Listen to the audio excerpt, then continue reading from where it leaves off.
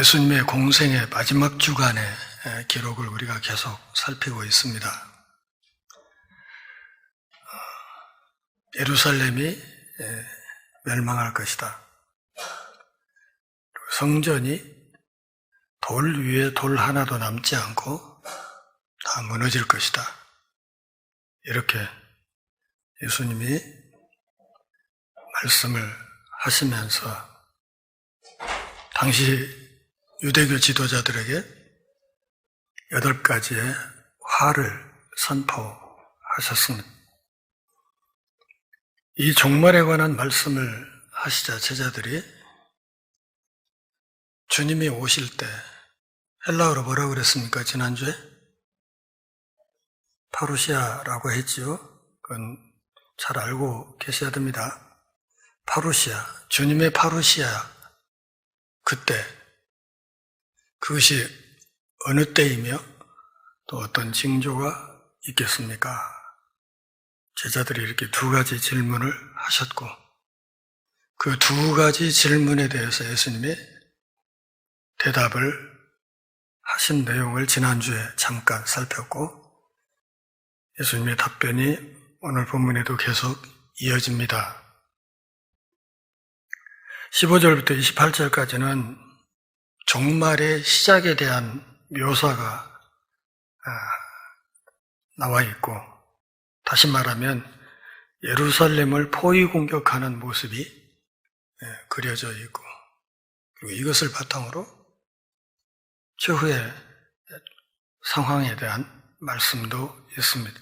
29절부터 31절까지는 15절에서 시작된 이 종말 상황의 절정을 묘사하고 있습니다. 부모들이 자녀를 낳아서 자녀가 어릴 때 품에 안고 기르면서 자녀들이 이쁘죠?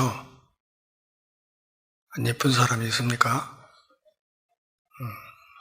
자기 속으로 낳은 자식들 안 예쁜 사람은 없죠.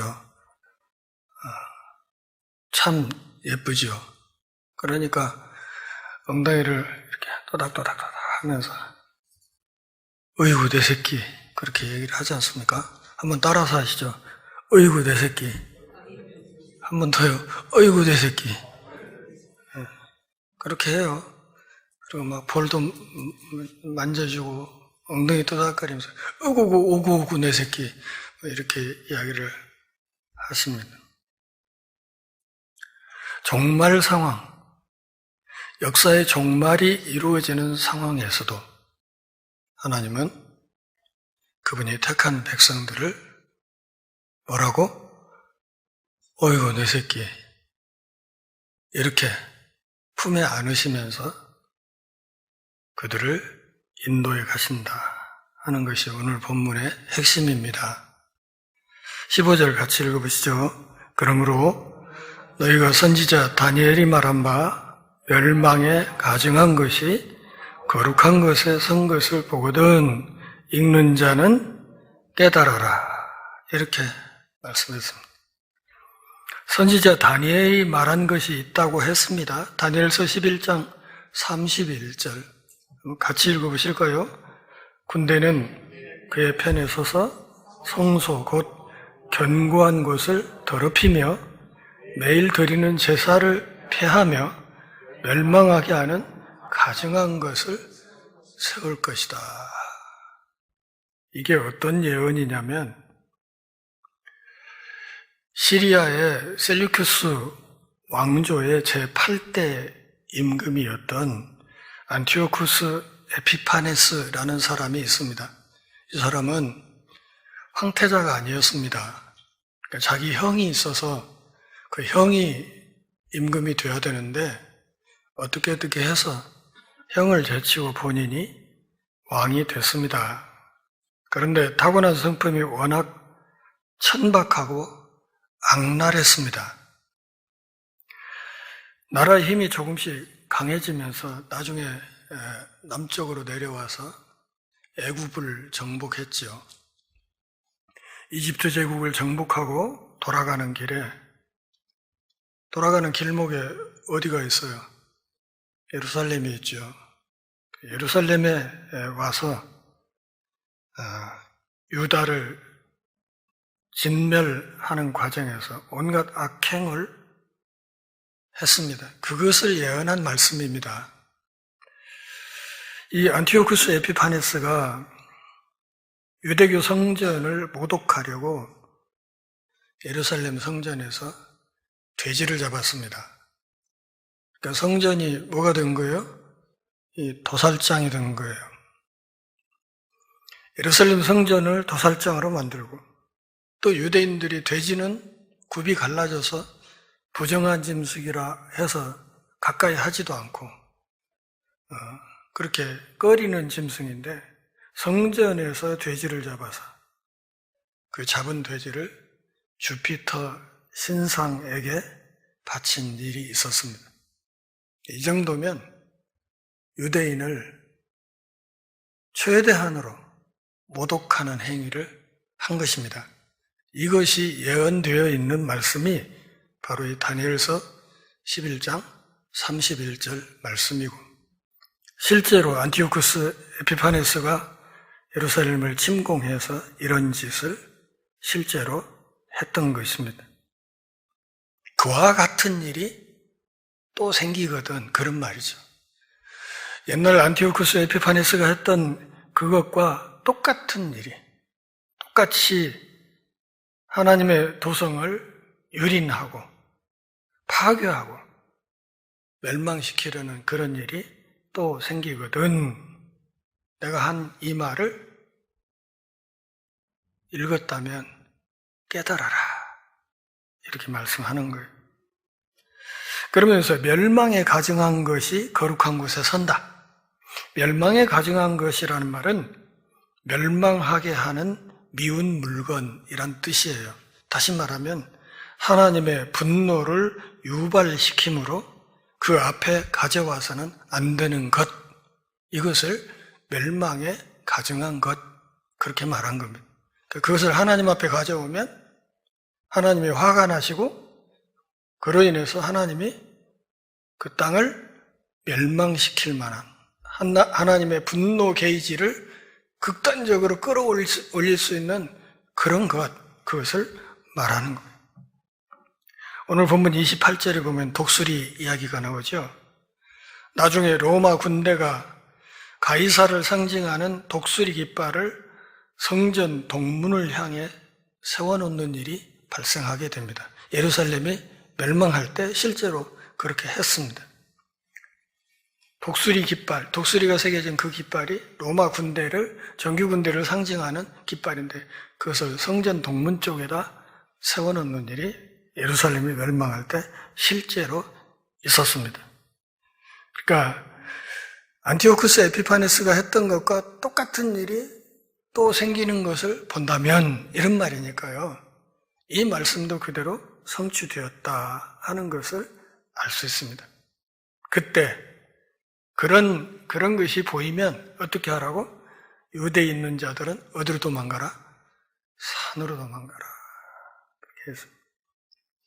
예루살렘 성은 지대가 높고, 그래서 거기에 성벽을 쌓아둔 이 성은 하나님의 요새로 알려져 있었습니다. 그런데 예수님은 그런 일이 생기면 제자들이 어디로 도망가라고? 그 성을 믿지 말고 산으로 도망가라. 산으로 도망가라. 그렇게 말씀을 하셨습니다.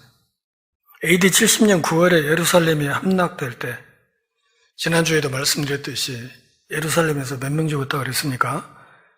110만 명 죽었다고 그랬어요. 그리고 9만 7천 명이 포로로 끌려갔습니다. 3년간 성을 에워싸고 포위 공격을 하는 바람에 모든 보급로가 차단되어서 성 안에서 굶어 죽는 사람들이 속출했습니다. 유대에 있는 사람들은 어디로 도망가라? 산으로 도망가라. 그 성 믿지 마라. 17절에서 지붕에 있는 자는 집 안에 있는 물건 가지러 내려가지 말며. 무슨 말이에요? 이것은 시간이 없다. 그러니까 즉시 도망쳐야 된다. 머뭇거리지 마라. 집안에 있는 저 통장, 적금 통장 이런 거 챙기려고 말고 그냥 즉시 도망쳐야 된다. 시간이 없다. 급박한 보주 상황이 될 것이다. 이렇게 말씀을. 18절에서 밭에 있는 자는 일을 하니까 몸에 열이 나고 하니까 겉옷을 놓아두고 일을 하잖아요. 겉옷은 이제 밤에 담요 역할도 하는 것이거든. 그곳 지방은 밤에는 기온이 막 영하로 떨어지고 낮에는 막 이마에 물집 잡히게 덥고 그런 곳이잖아요. 일교차가 엄청나게 큰 곳이죠. 그래서 사막이 되는 거예요. 이 겉옷이 있어야 잠을 자는데 그 겉옷 그거 가지러 집으로 돌이키는 일은 없어야 된다. 다시 말하면 지금 입고 있는 옷, 그 얇은 옷 그대로 도망쳐라. 그렇게 말씀합니다. 19절에서는 그날에는 아이벤 자들과 젖먹이는 자들에게 화가 있다. 이것도 급히 도망쳐야 되는 상황을 지금 이렇게 말씀하시는 거예요. 아이벤 사람, 기동력이 떨어지죠? 아무래도 정상인 사람보다는 그냥 배가 불러 있으니까 빨리 못 움직이잖아요. 그런 사람들이 더 화를 많이 당할 수 있다. 이렇게 말하고 20절에서는 너희가 도망하는 일이 겨울에나 안식일이 되지 않도록 기도해라. 겨울은 비가 내리고 아주 추운 것이고 비가 내리기 때문에 땅이 질척거려요. 질척거리면 기동력이 또 떨어지죠. 그래서 겨울철에 피난하기 힘든 계절에 이런 일이 안 생기도록. 그리고 안식일은 왜 안식일에 이런 일이 생기면 안 된다고요? 안식일 규례에 의하면 하루에 1.2km 이상은 이동을 못하게 돼 있어요. 그 이상 움직이면 안식일 규례를 어기는 거예요. 유대인들이 안식일 규례를 그냥 목숨처럼 지키는 사람들인데, 그래서 옛날에 안티오쿠스 에피파네스가 예루살렘을 침공할 때 안식일에 쳐들어왔어요. 그래가지고 사람들이 피난도 못 가고 그냥 몽창 죽었던 그런 일이 있었죠. 예수님이 그렇게 말해요. 너희가 도망하는 일이 겨울에 도망칠 일이 생기지 않도록, 또 안식일에 도망칠 일이 생기지 않도록 그렇게 기도해야 된다. 지금 16절부터 여기 20절까지 하는 말씀은, 핵심은 뭐예요? 핵심은 따라서 하시죠. 생명이 가장 귀하다. 목숨보다 귀한 건 없다. 그 목숨을 건지는 그 일에 힘써야지. 그런 상황에서는 다른 거, 부수적인 거 이렇게 생기려고 하다 큰일 났다. 그렇게 말씀을 하는 거예요. 최대한 빠른 속도로 산으로 도망쳐라. 이렇게 말씀을 하신 것입니다. 21절 같이 읽습니다. 이는 그때 큰 환란이 있겠습니다. 창세로부터 지금까지 이런 환란이 없었고 후에도 없으리라. 전무후무한 환란이 될 것이다.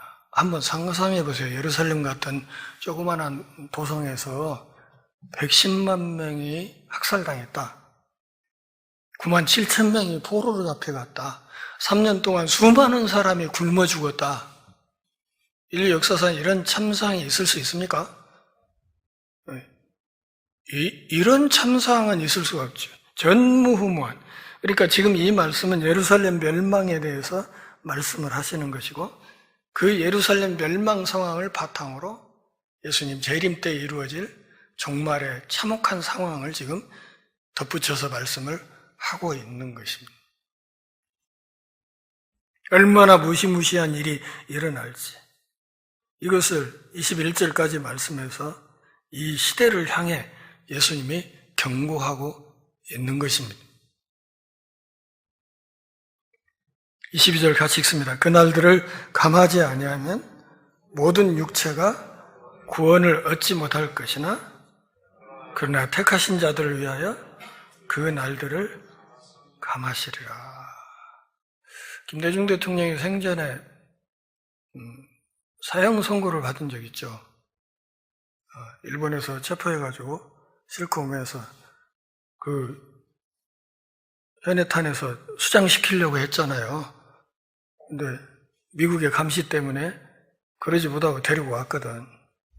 가지고 잡아 가둬놓고 온갖 고문을 엄청나게 해댔죠.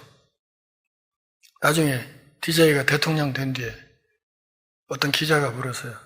그때 그 고문 당할 때 그 상황을 질문을 하니까 부끄럽다. 버티다 나중에는 견디지 못하고 내가 항복을 했다. 근데 그 일이 지금 돌아보니 너무 부끄럽다. 그렇게 이야기를 한 적이 있습니다. DJ처럼 심지가 고든 사람도 오랜 고문에는 견디질 못하고 무릎을 꿇었다. 22절 뭐라고 말해요? 그 날들을 줄여주지 않으면 견딜 사람이 없다. 다 거꾸러질 거다. 그렇게 얘기해요.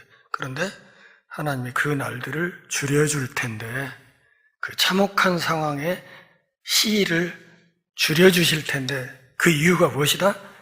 택하신 자들을 위하여 그 날들을 감하시리라.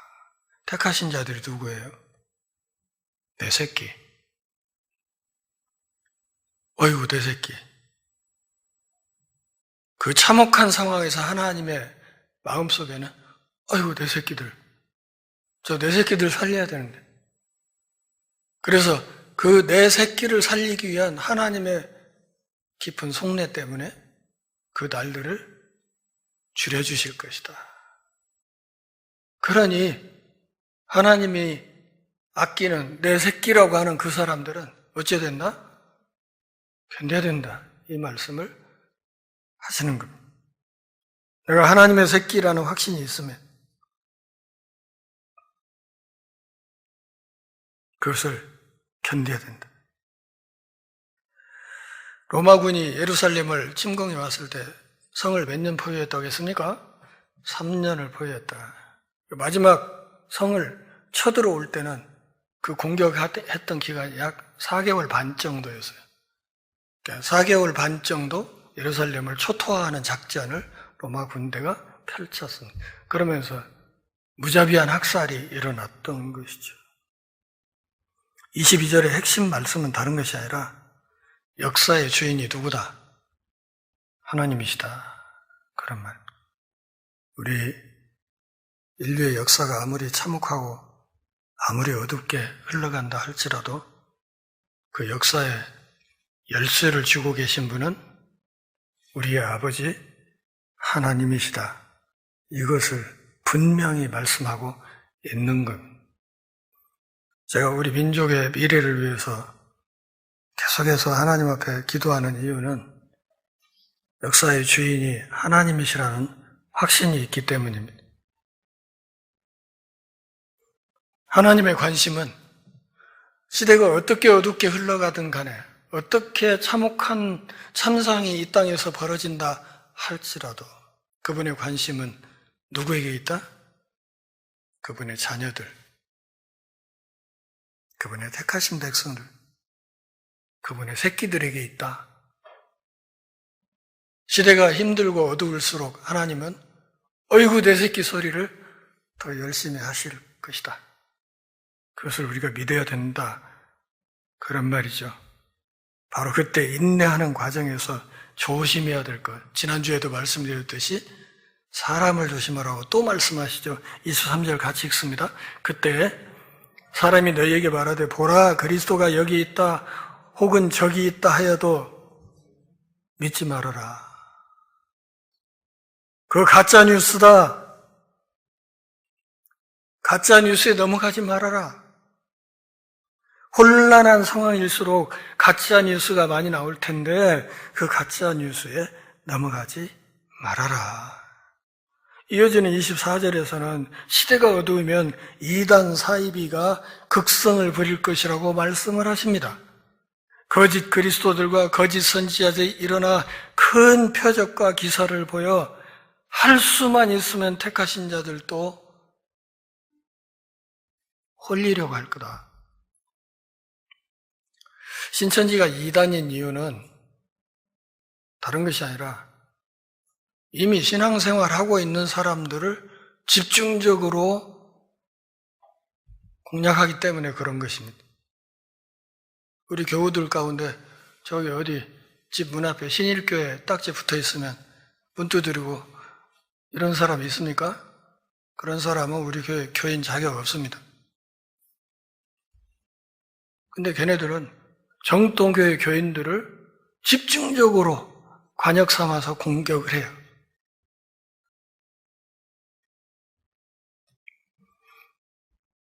보라, 내가 너희에게 미리 말하였노라. 그러면 사람들이 너희에게 말하되, 보라, 그리스도가 광야에 있다 해도 믿지 말아라. 보라, 골방이 있다 해도 나가지 말아라.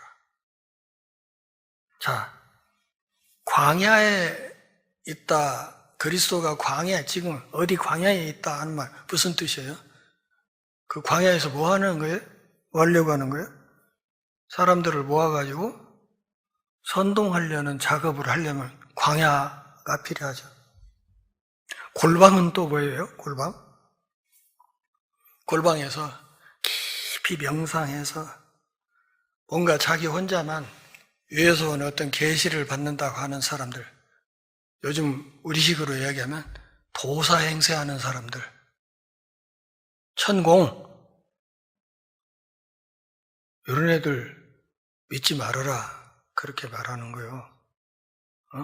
골방에서 깊이 명상해서 뭔 계시를 받아서 그냥 뭐 이랬다고 하는 사람들 그거 믿지 말아라. 광야에 사람들을 끌어모아가지고 선동하려고 하는 정광훈이 이런 애들 믿지 말라, 그런 말이에요.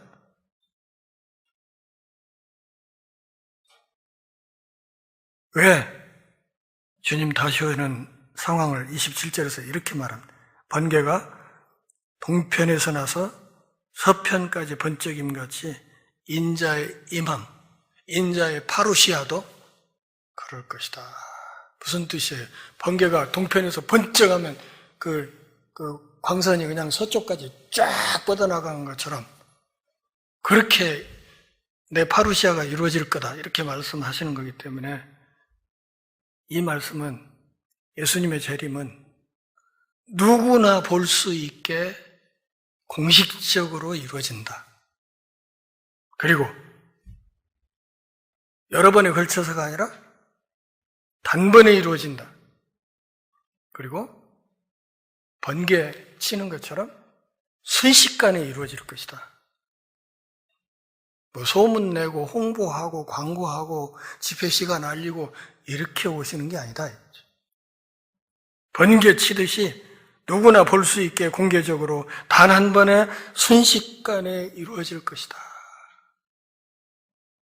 그러니 가짜 뉴스에 홀리면 안 된다. 사람 조심해라. 이렇게 말씀을 하신 것입니다. 여러분, 귀 조심하시고 눈 조심하십시오. 손가락 조심하시고. 유튜브 뭘로 봐요?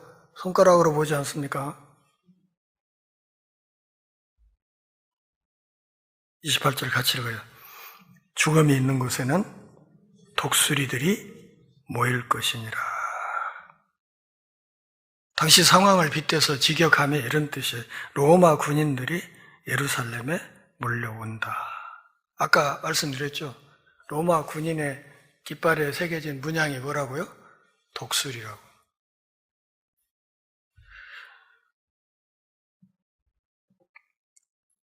아마 죽음이 있는 곳에는 독수리가 모인다 하는 이 말이 당시에 속담이었을 것입니다. 그 속담을 인용해서 이렇게 은근히 예루살렘 멸망 상황을 내다보시고 그렇게 말씀을 하신 것이죠. 지난주에 다뤘던 말씀, 예수님이 예루살렘을 보면서 탄식하시잖아요. 예루살렘아, 예루살렘, 암탉이 병아리 품는 것처럼 내가 너를 품으려고 얼마나 애를 많이 썼는데 그러나 너희가 원하지 않았다. 그렇게 탄식하셨지 않습니까? 그날 환난 후에 즉시 해가 어두워지며 달이 빛을 내지 아니하며 별들이 하늘에서 떨어지며 하늘의 권능들이 흔들리리라. 우주의 총체적인 격변, 그것을 말하고 있고, 이 총체적인 격변 이후에 뭐가 이루어져요? 새하늘 새 땅이 내려오는 겁니다. 새하늘 새 땅에 이 지구라는 이 별이 완전히 새하늘 새 땅처럼 완벽하게 갱신될 것이다. 환경 오염도 없고 뭐도 없고 죽음도 없고 고통도 없고 그런 하나님의 창조하신 그 당시에 그 태초보다 더 아름다운 모습으로 완전히 뒤바뀌는 날이 올 것이다. 3절에 있었던 질문에 대한 답입니다. 다시 말하면 어떤 징조가 있을까요? 여기에 대한 답변, 우주 전체에 격변이 있을 것이다. 그리고 신천신지가 이루어질 것이다. 복음이 전 세계에 전도되는 그 중에 초자연적으로 예수님의 파루시아가 이루어질 것이다. 이렇게 말씀을 하셨습니다. 자, 계시록 21장 1절부터 4절까지 집에 가셔서 제가 쓴 책 요 대목 잘 확인해 보시기 바라고요. 같이 읽습니다. 또 내가 새 하늘과 새 땅을 보니 처음 하늘과 처음 땅이 없어졌고 바다도 다시 있지 않더라. 또 내가 보매 거룩한 성 새 예루살렘이 하나님께로부터 하늘에서 내려오니 그 준비한 것이 신부가 남편을 위하여 단장한 것 같더라. 내가 들으니 보좌에서 큰 음성이 나서 이르되 보라 하나님의 장막이 사람들과 함께 있음에 하나님이 그들과 함께 계시리니 그들은 하나님의 백성이 되고 그들은 하나님은 친히 그들과 함께 계셔서 모든 눈물을 그 눈에서 닦아주시니 다시는 사망이 없고 애통하는 것이나 곡하는 것이나 아픈 것이 다시 있지 아니하리니 처음 것들이 다 지나갔습니다. 그래서 제가 한국 누가의 의대생들 또 의사들에게 늘 했던 얘기, 그날이 되면 당신들 실업자 된다. 그 얘기를 늘 했던 게, 물론 저도 거기 가면 실업자입니다. 어떻게 제가 예수님 앞에서 설교하겠어요? 여기서나 따따붙다 하지. 그래서 이제 은퇴하면 목공을 배워볼까, 뭘 할까 지금 고민이 많습니다.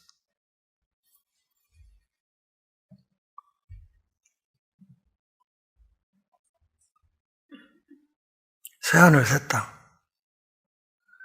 상상만 해도 가슴이 벅차는 이런 세상이 될 겁니다. 우리 협회 사진가들 중에 일출 일몰만 주구장창 찍어대는 분들이 있어요. 일출 사진, 일몰 사진만 찍는 분들이 있는데, 잘 찍은 사진 보면 사진만 봐도 황홀해요.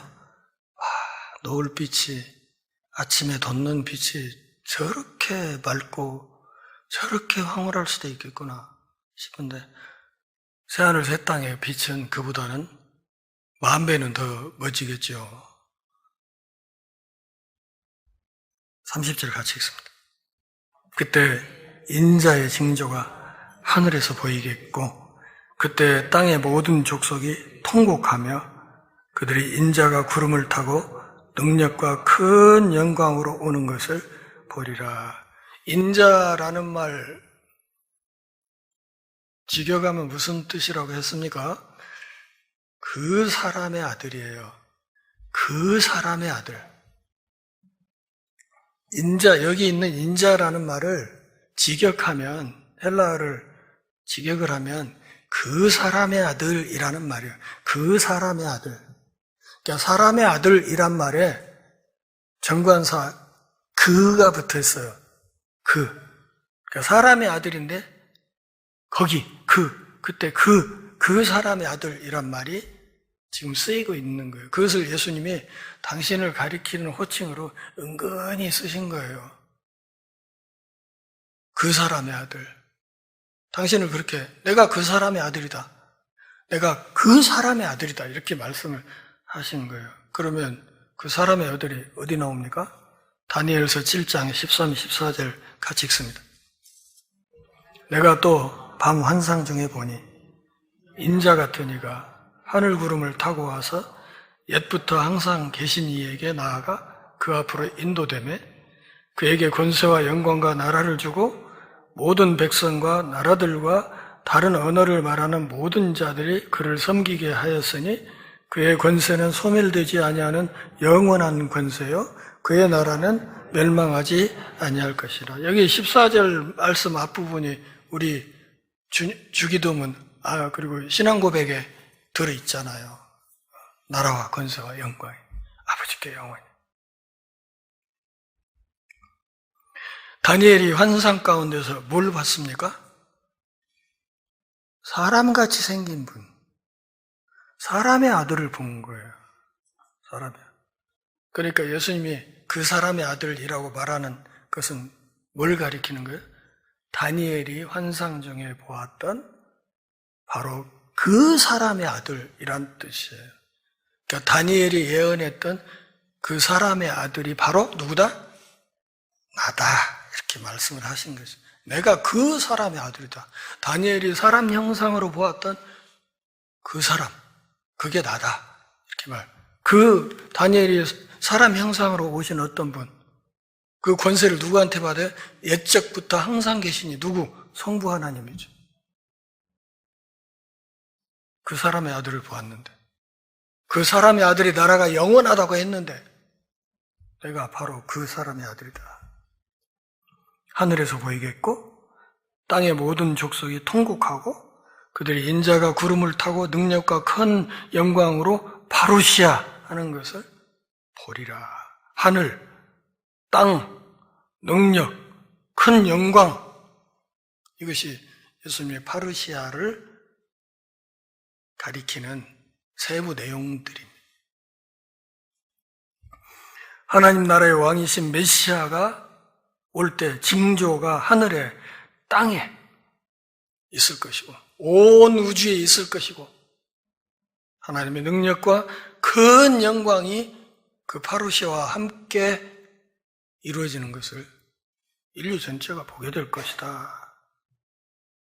초림 때와는 다르게 정반대 예수님이 재림하실 때 그분의 파루시아가 이루어질 때는 하늘 구름을 타시고 하나님의 영광과 위엄과 거룩을 가지고 올 것이다. 다니엘서의 말씀을 지금 끌어들이면서 말씀해요.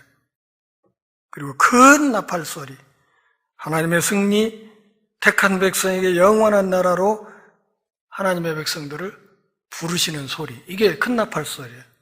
하나님의 승리를 선포함과 동시에 그 백성들을 그분의 품으로, 하나님의 새끼들을 하나님의 품으로 초대하는 소리가 이 나팔 소리. 자기 천사들을 보낼 것이다. 인자가 이 땅에 다시 오실 때 얼마나 영광스러운 상황에서 오시게 될지, 그리스도 안에서 구원이 어떻게 아름답게 완성될지, 그날은 얼마나 환희와 영광의 날이 될지, 이것을 예수님이 30절에서 말씀하신 것입니다. 그러면서 31절에서 뭐라고 해요? 큰 나팔 소리와 함께 천사들을 보내리니 그들이 그의 택하신 자들을 하늘 이 끝에서 저 끝까지 사방에서 모으리라. 여기 택하신 자들이 또 뭐예요? 내 새끼, 하나님의 새끼들 또 모을 것이야. 어휴, 내 새끼. 좀 내가 나를 볼 때 좀 의지짜는 생각될 때가 있죠. 생긴 것도 그렇고 키도 그렇고 배운 것도 없고 머리도 썩 좋은 것 같지도 않고 그냥 맨날 아프고 그냥 되는 일은 별로 없고 그냥 어떻게 그냥 사는 게 뭐 이러냐 이렇게 생각이 들 때가 있겠지만, 우리가 가져야 될 가장 중요한 생각은 뭐냐면, 너가 이래봬도 그분의 새끼인데 그분이 내 엉덩이를 수시로 또닥거리면서 어이구 내 새끼 이렇게 하시는 존재인데 그렇게 생각을 하셔야 된다. 그 말 김현봉 집사님 그죠? 예. 집사님 엉덩이를 하나님이 또닥또닥 하면서 어이구 내 새끼 이렇게 하신다고요. 토니 캄폴로라는 사람이 그런 얘기를 한 적이 있습니다. 지금은 금요일이지만 주일이 오고 있다. 이게 예수님의 파루시아를 압축한 표현입니다. 지금은 금요일이지만 주일이 오고 있다. 주일이 어떤 날이야? 안식하는 날이죠. 주님 안에서 안식하는 날이죠. 지금은 금요일이다. 그러나 주일이 오고 있다.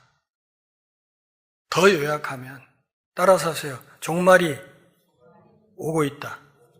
예, 이게 사실이에요.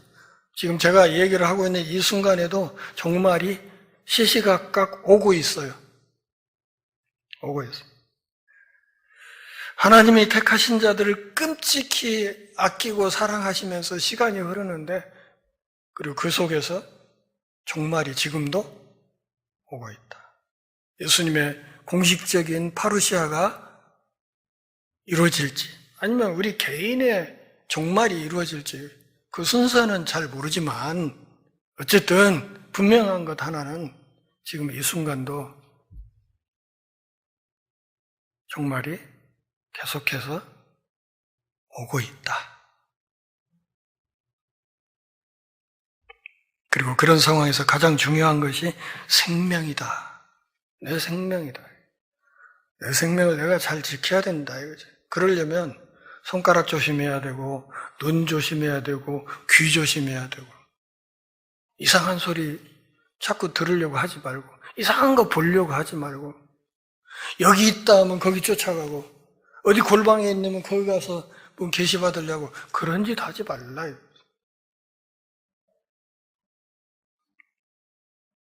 속지 말고 깨어 있으라고. 다음 시간에 주님이 또 그렇게 말씀을 하실 겁니다. 깨어 있으라. 잠자지 말란 뜻이 아니고 영적으로 각성하고 있어야 된다. 그런 말이죠. 내 생명, 내 믿음을 지키기 위해서 정말 조심해야 된다고 말씀을 하시는 겁니다. 한 주간 사시면서 때로 힘들고 어려운 일이 생길 때마다 어이구 내 새끼 이 말을 생각하시기 바랍니다. 하나님이 암만 그래도 나를 향해서 아이고 내 새끼 저것이 그래도 예배해보겠다고 주일날 딴 데 안 가고 꼬박꼬박 와서 앉아있고 아이고 저 우스운 기도한다고 그래도 입 따닥따닥하고 어이구 내 새끼 내가 그런 존재다 하는 생각을 가지고 힘들 때마다 믿음 안에 새로운 힘을 그리고 새로운 용기를 얻으실 수 있기를 바랍니다. 기도하겠습니다. 하나님 아버지 오늘 또 우리를 부르셔서 하나님 앞에 엎드려 경배하며 우리 신앙의 옷깃을 다시 여미는 복 주셔서 고맙습니다. 삶이 다하는 그날까지 내가 하나님이 독생자를 십자가에 죽여가면서까지 건지고 싶어 했던 하나님의 새끼임을 잊지 않게 하옵소서. 예수님의 이름으로 기도합니다.